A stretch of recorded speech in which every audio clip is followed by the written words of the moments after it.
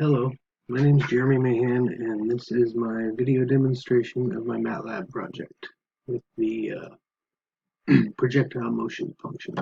So the first thing we do in the command window is type in the name, which I have is just MATLAB project. Then we enter initial position, let's say 0. Initial velocity, let's say 90 meters per second. And launch angle 45 degrees. And you can see it gives us our range, our time, and our max height. And a nice little 3D graph. I could not get it to flow nicely like in the tutorial, but it still works. Thank you.